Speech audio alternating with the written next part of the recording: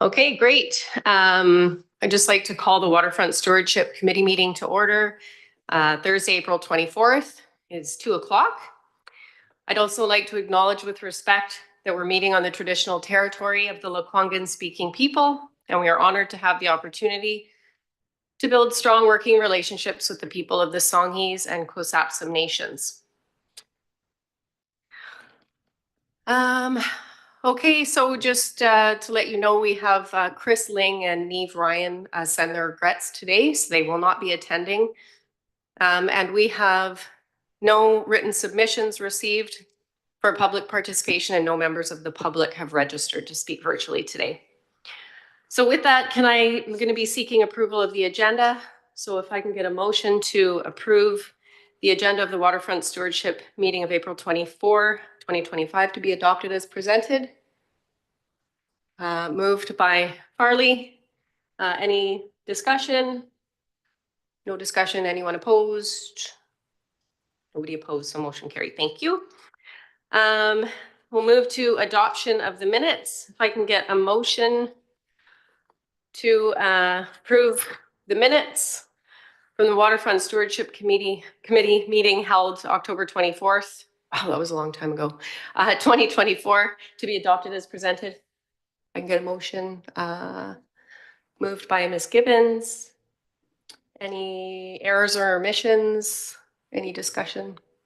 And nope. Anyone opposed? Nobody opposed. So carried. Thank you.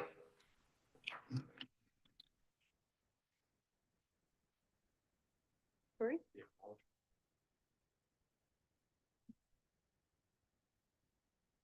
So I read the acknowledgement, the territorial acknowledgement. Yeah. Oh, sorry. Yeah, no. Yes, I did the acknowledgement right away. That's okay. Okay, so we'll move into new business.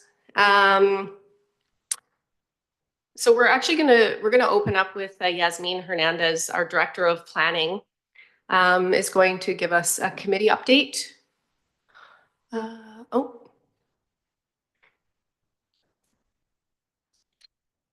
Sorry. Thank you. Thank you, Chair. I just wanted to give the committee an update. Council mandated that I have a look at the structure of the organization. And that was under the thought of how do we best put the organization forward from an efficiency standpoint. And through consultation with council, and council supported a reorganization, which meant we've moved community planning and development services together under one department. So it's now the Planning Services Department, and the director is Yazmin Hernandez. She's our Director of Planning. So we no longer have a Director of Community Planning. So that's why you see different faces sitting around the table here. And that was a result of the reorganization. We've done some other restructuring as well, but this is the one that impacts this committee the most. And from the perspective of efficiency and moving forward, we thought it was really important to make sure that the planning function was all contained within one, and that is resting within the planning department. So thank you, Chair. I'll turn it over to Director Hernandez to go with the update. Thank you. If I can just jump in for 1 second, I wonder have you met everybody on the committee? I actually, now that I'm thinking about it, I should have done an introduction to Jason Johnson first, because it's been a while since we've met. Our last meeting was, of course, canceled. So Jason Johnson is our new CAO. He joined us in January. So we're really pleased to have him here. And so Waterfront Committee, please meet our CAO. Nice to meet you. Yeah, it feels like we have a number of updates since the last time we met. So one other update that we wanted to provide is the fact that we have entered another partnership agreement with Parks Canada to continue to advance the conversation around a national urban park. So that is underway for April of this year until April of 2026. And part of that work is working on a plan for public engagement as to how we would go and explore these national urban park idea with the community. And a second deliverable is an assessment of the human impact, like of the impact of human activity on the lagoon area. So those are the two deliverables that are funded through this partnership agreement. And we'll be back with any details once we actually have so advance that work program a little bit more. One other last update of interest to the committee is just part of this reorganization has also looked at the committee structure at large. And so at the regular meeting of council held on April 14, council passed a resolution to merge the Active Transportation Committee and the Infrastructure Committee into one advisory group. Similarly, council resolved to merge the Parks, Trails, and Recreation Committee and the Environment Committee. So we are trying to streamline. There was a lot of overlap of areas of responsibility and staff doing presentations to both committees to get insightful, wholesome comment on the both committees in the case of each of those. The ones with most similar mandates were merged, and now all committee members are share the same information for input and commentary. And that's all the updates for now. Thank you, Yazmin. Okay, well, we will move on to item 5.2. Carolyn Richman, a climate planner, will start with a presentation. I believe there's some slides.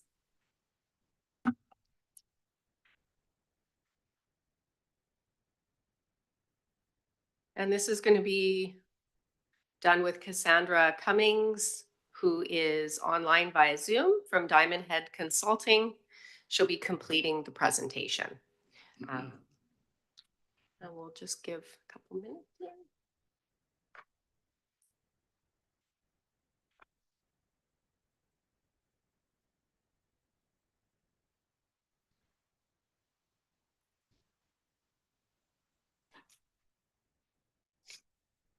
All right. Thank you very much, Chair and Committee, for your time today. Cassandra and I are really happy to be here today with you to provide an overview of the development process that we're working on for a biodiversity conservation strategy. So today we're going to give you a bit of an update on what's happening with that project and hopefully be able to answer any questions you might have after the presentation. So I'm going to start us off with a little bit of context for the project, and then I'm going to hand over to Cassandra to give you some more details about what we're doing. But really, yeah, happy to have Cassandra here representing her whole team at Diamond Head Consulting. Great. So I'm going to just start off to tell you a little bit more about the picture of our project team here. So internally and externally, at this point, I am the project manager for Colwood, leading the team of many staff who come with lots of skills and lenses. You can see at the bottom from planning, GIS, parks, and communications. And we are working with Cassandra, who's our lead consultant, who leads a whole team of skilled professionals, biologists and GIS professionals and others at Diamond Head Consulting. And this consulting firm has done quite a few of these biodiversity conservation strategy processes for other local governments as well. So we're very happy that we're in good hands there. I thought we'd also start off by just, taking a moment to think about what we're talking about when we're talking about biodiversity. So biodiversity is defined as the variety of life on Earth. So we're talking about everything from the smallest microorganisms that we probably don't think about in our daily lives to big systems of living things that we're seeing all around us. Biodiversity includes genetic diversity and diversity within species, but also between species and ecosystems. So it's quite a broad scope of things that we're talking about here. And we're looking at biodiversity. Many of you, I'm sure, are quite aware of the importance, but just wanted to highlight a few of those reasons why we're looking at biodiversity. For the very essence that it's essential for the survival of living things, including all of us, including humans. It provides basic necessities of life for those living things and all of us. And really, we gain a lot of benefits that we probably don't think about for biodiversity, from our quality of life and well-being to services that we receive from biodiversity every day. We call them ecosystem services. And, you know, from a standpoint of what we're doing to try to ensure, you know, a healthy future, biodiversity can be a really good indicator of for us, looking at ecosystem health and the integrity of our ecosystems in Colwood. And another piece of context is just, you know, what led us down this pathway to where we are now, where we're developing this project. This biodiversity conservation strategy and the steps to get there were identified as a priority action in the city's climate action plan, which was adopted in 2023. It was also approved by council through the implementation plan that came along with that. And in 2024, 2025, council approved a budget to move forward on the development of this project. And specifically, we also have a deliverable for Esquimalt Lagoon, having a really close, good look at Esquimalt Lagoon and the human impacts there.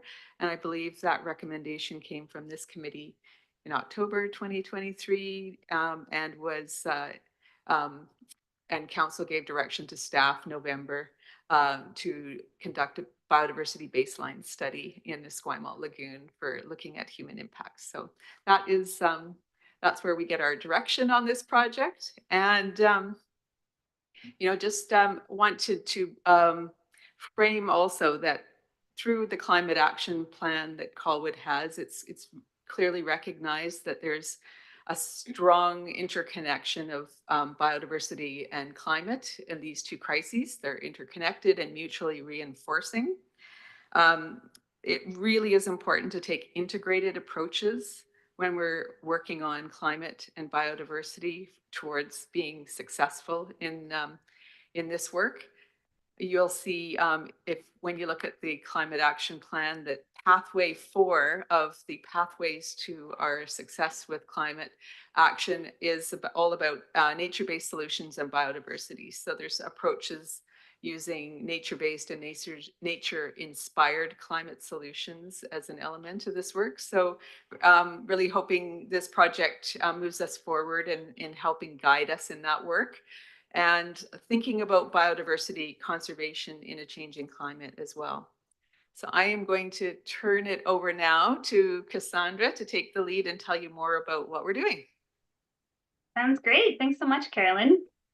Thank you for that introduction to our team and the project. We're really excited to be here and to be working in Colwood. I'll just add to the conversation around the climate and biodiversity crises. I think we all know we're also in a bit of a housing crisis right now too. And I know that comes up a lot these days when we're talking about nature and protecting nature in our urban areas. And so I just wanted to kind of bring that up as a background thought, that we actually work at the nexus of all three these days. And so trying to understand how they play together and making sure that none are left behind in the process. So thank you. I'll take a look at the next slide. As mentioned, we have a number of project deliverables coming out of this project. The first stage that we'll be working on is developing a state of biodiversity report. And so this one's really going to give you kind of a high-level snapshot of what you have and where it is across the city, sorry. From there, as part of that, we're also doing a more detailed assessment of human impacts on the Esquimalt Lagoon Migratory Bird Sanctuary. And so as part of our fieldwork, we'll be spending additional time in Esquimalt Lagoon in order to collect kind of additional information on really trying to understand what impacts humans are having on the local area. This can include things like understanding impacts on understory species, what what kind of activities are happening, and what kind of impact those might be having. As part of this, we'll also be bringing out some public engagement. We'll get into a bit more detail about that in another slide. And then all of this information will kind of be brought together to really try and inform the biodiversity conservation strategy. And so that document will take all this background information on what's going on, what you have, where it is, and what's threatening it, and then coming up with real solutions about what we can do to make sure that it's protected into the future for all. In terms of timeline, we started back in December, coming up with some kind of project planning and a work plan, figuring out our timeline in a bit more detail. We're now here in phase 2. We're working on the state of biodiversity report. We're actually about to head out to the field in the next few days. So we'll be out there all of next week, starting to do that field work I was mentioning, and working on the state of biodiversity report. We'll get into public engagement in a bit more detail in a minute, but you can kind of see it's in a few different phases here. We really want to try and make sure that the public is engaged and brought along throughout the process. That includes attending meetings such as this in order to inform all of you folks about what's going on and answer any questions you might have. And then we're moving into kind of phase 3 in July, where we'll start to take all of that kind of input information I was talking about. We've already done a lot of the kind of background GIS and spatial data analysis. We're about to start doing the field work and drafting that first state of biodiversity report, and then we can get into drafting the framework, which there will be opportunities for input on before we get into kind of the draft strategy in the fall, with a final strategy planned by February of 2026.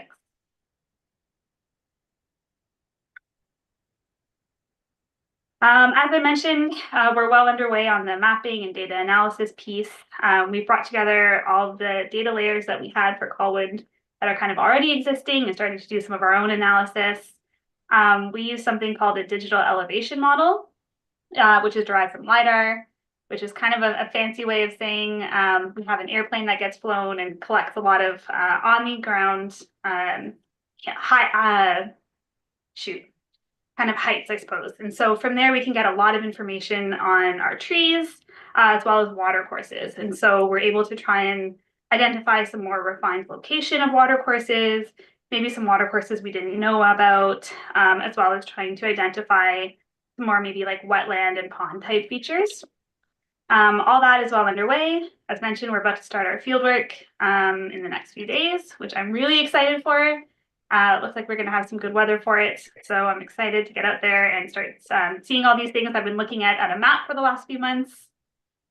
From there, as I said, we'll be working on the state of report, as well as into that draft strategy framework, continuing on with engagement and get into the draft strategy process in the winter, with the implementation plan and the final strategy coming to council in early 2026.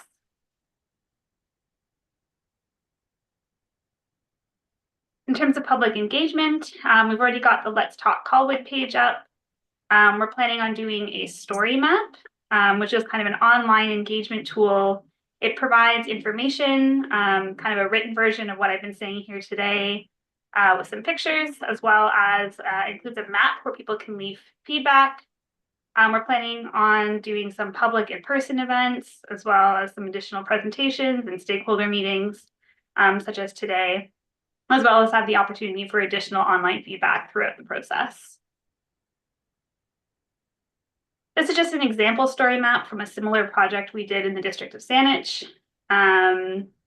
The green stars are valued places, and so that really gives people an opportunity to say, where is the biodiversity that they know about, that they really love, that they're really attached to, and letting us know where that is, as well as the red squares that are places that could be improved or are threatened. So places where maybe there's some invasive species, or they'd really love to have a bench so they can sit and see what's going on there, or they're worried about development or some other sort of threat to the biodiversity there.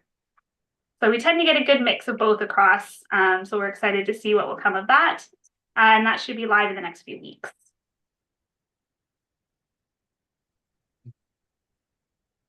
So as I started mentioning earlier, the conservation strategy is really looking to try and create a bit of a roadmap to figure out how to protect, restore, and enhance biodiversity throughout Colwood.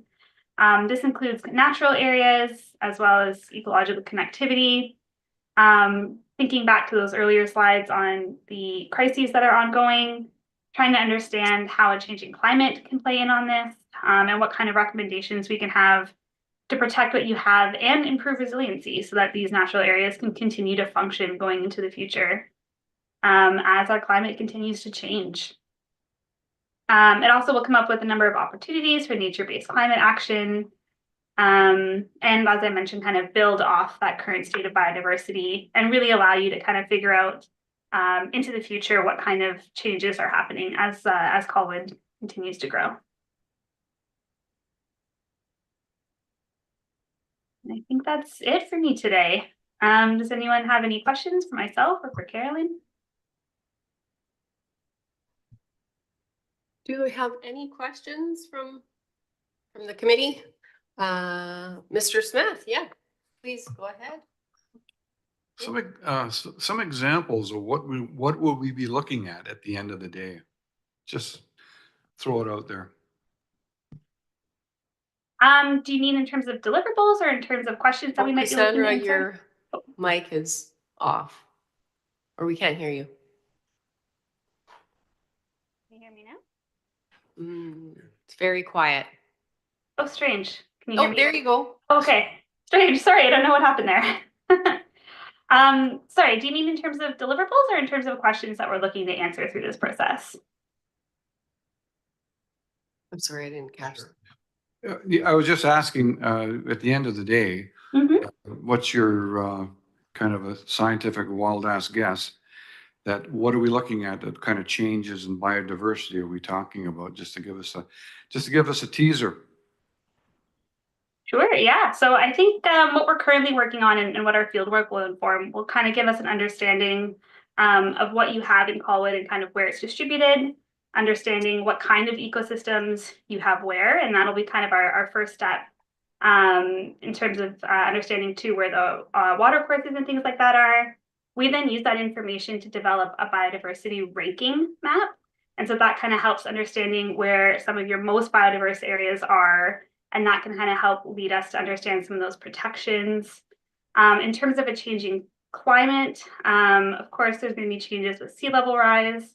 Kind of throughout the lower mainland and the island, we're seeing changes in terms of increased drought and length of drought, and that's having impacts of what kind of species can survive as we go forward. In some cases, it can mean kind of improved habitat types for some of the drier, rockier species like arbutus or Gary oak, but it often causes issues for things like your western red cedar that require kind of more wet conditions more year round. And so, yeah, those are kind of some of the anticipated changes that we'll be looking for. Thank you. Fully... Oh, okay. Cut you off. I don't have a question, just maybe more of a comment. I think I was really happy to see this presentation and how well it's laid out. I think for me, I'm really looking forward to learning how the results of the human impact assessment will influence specific policies and actions in the Waterfront Stewardship Plan, and how the community input will be integrated into that as well. So we have another question here from Sarah. Go ahead, Sarah. Thank you. I just wanted to say thank you to Carolyn and Cassandra for this. I'm super excited to see the results and what you find. I did have a question about your field work. Are you going to be conducting studies on just the boulevard side or the railroad's shoreline as well? Maybe you can help answer that question. I think you just got us this exact study area yesterday, and I'm still not familiar with the naming convention. Oh, maybe Carolyn, yeah, if you could. Yeah, the Esquimalt Lagoon piece will look at the whole sanctuary.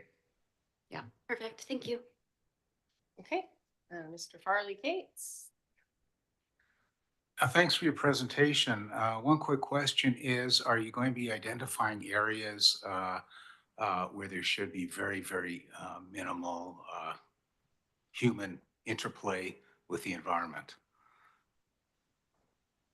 Yeah, I think as part of the study, we'll be looking to kind of understand where existing impacts are. As I mentioned, we'll be doing that biodiversity ranking. And so that'll be kind of, it's not perfect, but it's done at the big citywide scale. And so that's really helpful to try and compare kind of areas throughout your city to understand where some of your most biodiverse areas are. And that can help prioritize resources in terms of what you should be protecting going forward. That's a good question. I have a similar feeling about that, like how that assessment is going to then directly affect policies moving forward. Whoops. So. Yeah, absolutely. We tend to identify a number of policies that can help you achieve your goals. And so part of it is trying to figure out, what to protect, but then the other part is how, and that's a bit more of that implementation plan side of things. You often have options. There's also a bit of a values piece that comes into this in terms of we can tell you kind of scientifically what's there and what we think is there or what could be there, what could be at risk. And then often it's up to the municipality to decide, okay, given this information, how do we balance our needs as a city? How do we balance kind of natural area protection with housing or with development or any other needs that the city might have? And so that can kind of help guide which of the implementation tools you as a city decide to actually implement. But that is part of the implementation plan. And Carolyn, I expect that this committee will be able to see the results of that impact assessment before it goes to council. The state of biodiversity report. Yeah. Yeah, we're just laying out our plans, how we're going to best communicate that leading up in steps to when it goes to council, anticipated in February 2026, the end result. Yeah. Great. Thank you. Does anybody else have any questions for Carolyn or Cassandra? Oh, Councillor Grove. Thanks, Chair. I would just kind of interested to see, I'm looking forward to the report partially because the pressure of growth, when we're talking about the human impact, and I think it's very important to think 25 years out, we're going to have tens of thousands more people living within walking distance of it. And we encourage that. And we want people to use a park, which we encourage that. So the threats there now, it'll be interesting. I think you'd almost double the impact of those threats in 25 years, just on sheer numbers in terms of the people in particular. So then we need to decide how much access and so on. That's really important. And the other element I think of too, partly is in the OCP, we call it as a thriving seaside community or something along those lines. And that's an interesting concept because I think typically I think of seaside communities as being concreted breakwaters with walkways and cafes and yachts with big marinas and around the world. If you think of it, and yet we have this natural gem that we're trying to protect. So it'll be really, I think, a big decision. And any improvements we make are expensive. Even the studies cost money. We're spending money that is precious. So now is a really good time to be doing it. So I'm looking forward to it. So thank you very much. And I think that anything you can do to kind of pinpoint it in context of this remarkable growth threat, I think is important. Thank you. Thank you. Oh, yeah. Okay. Please go ahead, Farley. Yeah, just one more question. I guess this is basically for the staff at the city in terms of the impact this is going to have on the final plan for the waterfront redevelopment. Especially a couple areas that I think are incredibly sensitive, which we've seen very major human impacts. I term them aggravations. So I'm just wondering if this report will influence any changes or tweaking of the final plan.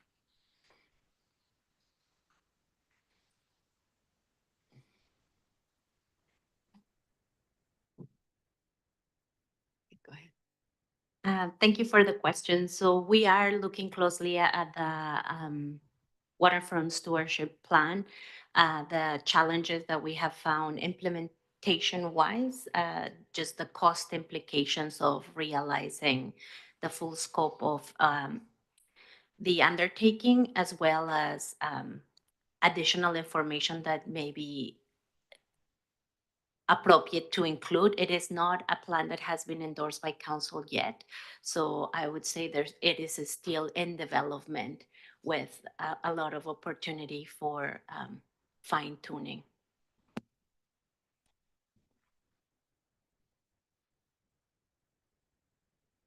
Okay, I don't see any other questions. So thank you, Carolyn and Cassandra, for your presentation today. And we will move to item 5.3. Steve McKellar, Bylaw Compliance Officer, is going to provide us with a verbal update on the animal control bylaw. And just wanted to speak to this briefly. In February, so back in February, I had a chance to meet with Sarah Givens and Molly from Wildwise. And we were specifically seeking a fulsome review and an update as it relates not only to dangerous dogs, but also to how the city is handling the feeding of wildlife and securing of animal attractants. So I'm hopeful that that will come forward in your update today. And I will pass it over to Steve. Thank you. Thank you. Byron sends his regrets for not being here. He asked me to read the following statement. He had to prioritize another meeting today. He wanted to provide an update for the council directed priorities for staff in 2025 is to review the existing bylaws and suggest changes if necessary to improve living with wildlife, such as securing attractants like garbage. Due to concerns received by the community about feeding birds at the lagoon this year, we would include that research in this initiative. That work is still in progress currently, and we look forward to the discussion. We do not have a date set yet, but we'll keep the committee members and council apprised of when we do. In the meantime, it's our intention to touch base with the people who are feeding the birds to see if they would voluntarily cease the activity due to the concerns, and we would explain why. We believe it may only be one or two individuals who are causing the concerns. If you have any questions, let me know, but due to the absence of Byron, I may be limited in my answers.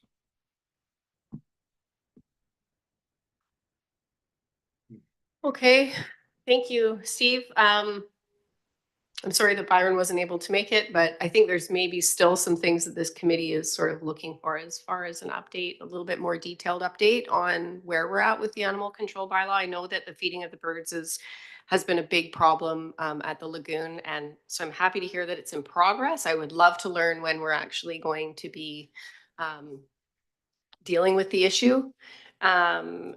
Also with the securing of animal attractants, I think that's something that we also need to dig into a little bit deeper. Responsibility on residents of the community to secure their waste. I think there's just a lot more to chew here. So perhaps that's something that I don't know if I can give a direction to staff. I think this committee is looking for a little bit more information on where we're at with that. Jason, can you? Oh, thank you. Yeah, we had an incident that council asked us to look at our animal control bylaw and determine what amendments we need to make. And we're finalizing that overview. And part of that is also including this portion of the animal control bylaw to look at the feeding of birds, to feeding of that. In terms of, can I give you a date today? No, I can't. But I can certainly inquire with Byron because that review has come to an end. And there are some amendments that we will be making to the animal control bylaw.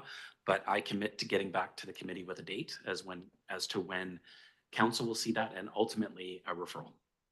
That's great. Thank you. Yeah, we just want to ensure that the dangerous dog, we don't want that to overshadow some of the other concerns that this committee has. So I really appreciate that. Oh. Sorry. And yes, that's one component of it.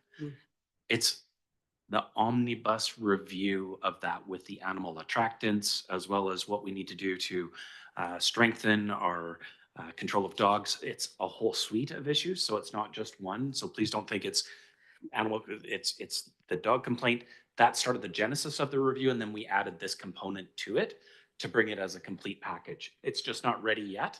Unfortunately, Mr. Grant has had a number of different priorities with RCMP buildings and wonderful stuff like that. So what we'll do is we will get a date to all of the committee members in your emails so you know when to expect it. Wonderful, thank you. Okay, if you have a question, please, yep. Glenn Willing, Yes, please go ahead. Is it Barri? Steve, sorry, to Steve.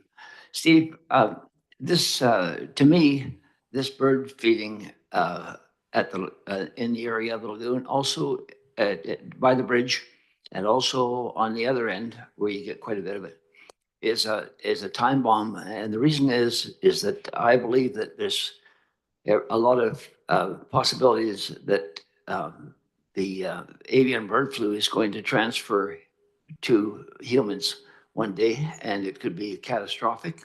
It's in England, it is already passed. There's been one case of it being passed to farm animals, and that's not a good sign. But to concentrate, if I grew up on a farm, I grew up working for a district horticulturist, looking after like 500 chickens. Well, you take a concentration of 500 chickens and you feed them the same place over and over again, it's not good, because you're basically wandering around and doing everything in your own feces. Well, that down, if you notice out on a rainy day, down by the bridge, it is just barren mess, and all there is bird crap everywhere.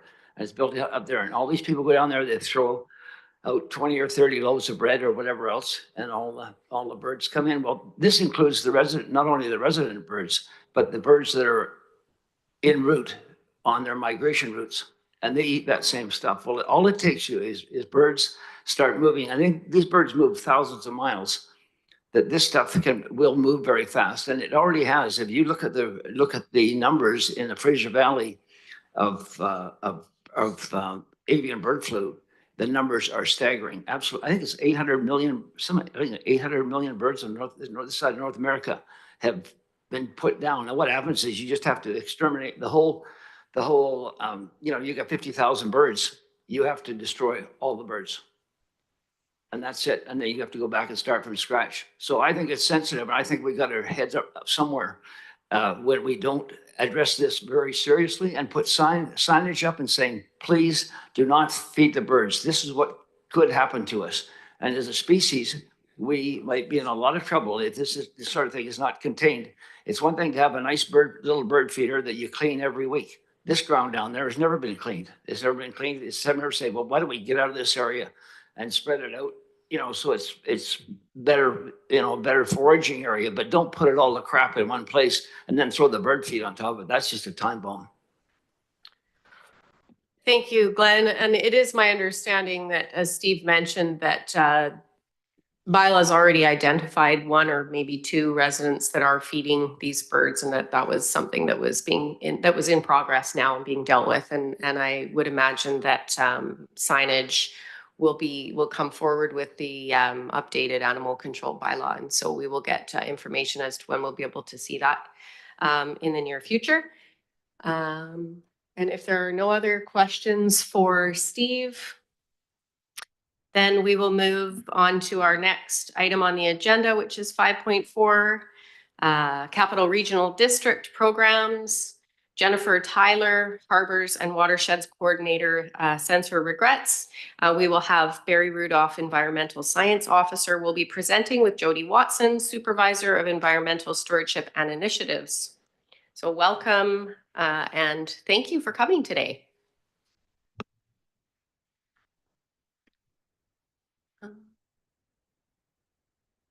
Hi there. Can you hear me? We can hear you. Hi, yes. As you mentioned, Jennifer Tyler is not able to attend today. Jody Watson is in another meeting right now and just signing onto her computer. We had said that we probably wouldn't be available till 3, so it's a bit early, but I think Jody's on her way, and she will give the initial part of the presentation, and then I'll talk more about our stormwater, creek, and marine water sampling program that we complete for Colwood and throughout the region. Just waiting for Jody. She said she is logging on now. No problem. Would it be helpful if we took a quick 2-minute break here? Anyone needs to use the restroom? Sure. Yeah, that Yeah, sounds okay, great. let's take a quick 2-minute recess then and just give Jody some time to log in. Thank you.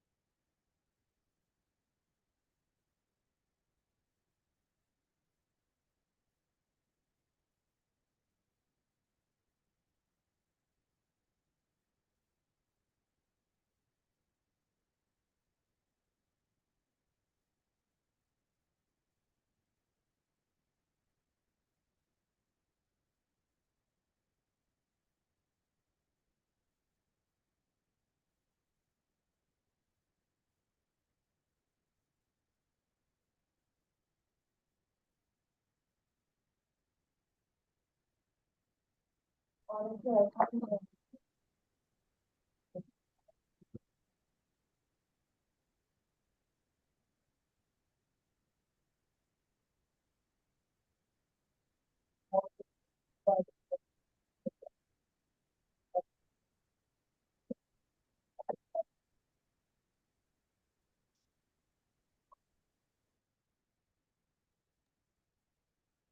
you hear me, Barri?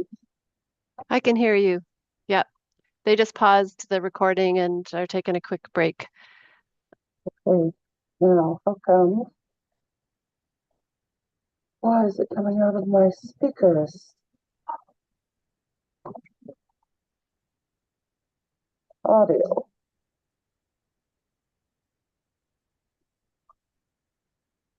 Can you talk again? Hello. Damn it. Perfect, did you say? No, I said, damn it. Oh, totally different. Now, I don't get it. Why? And now,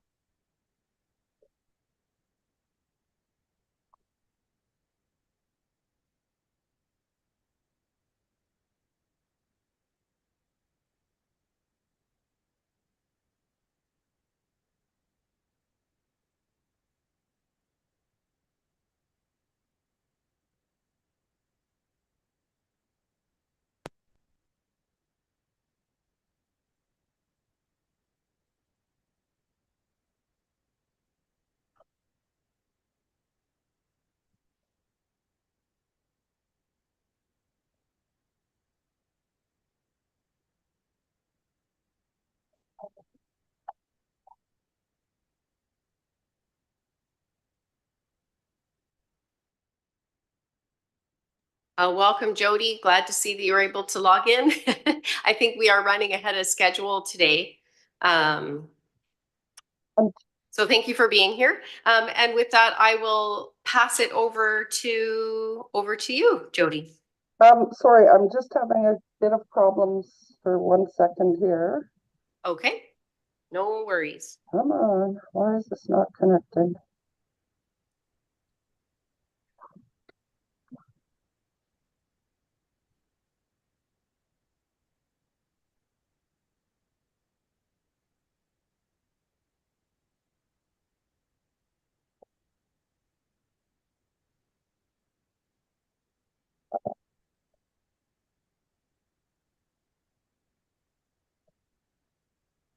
Why is it coming out of?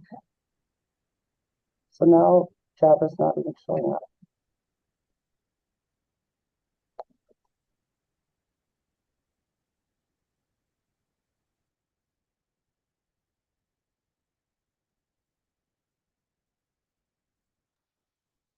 Can you hear me? Can you hear me? No? We can hear you. It's a little echoey.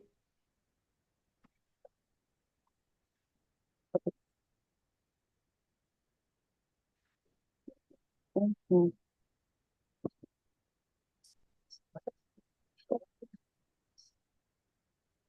So they are off. So let's see. That's actually worse.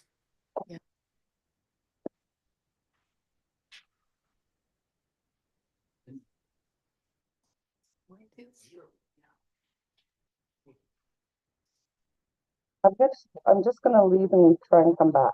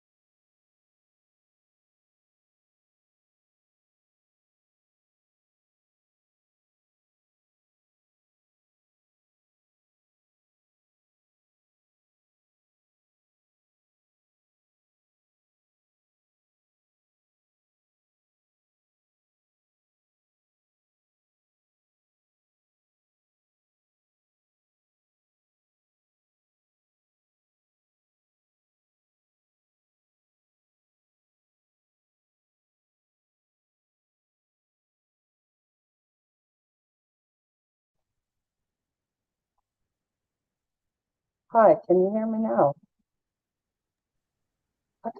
I can hear you. Now?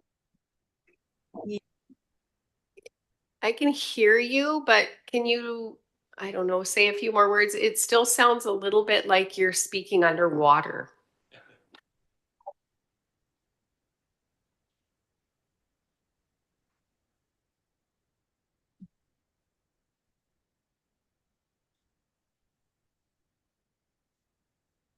Jody, I can't tell if you're talking into a mic, a headset, or if you're just through your laptop.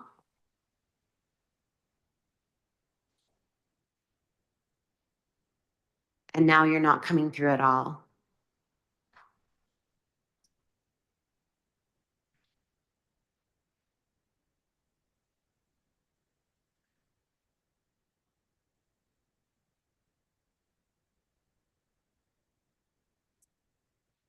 We can see that you're trying to speak, but no one in the room can hear you.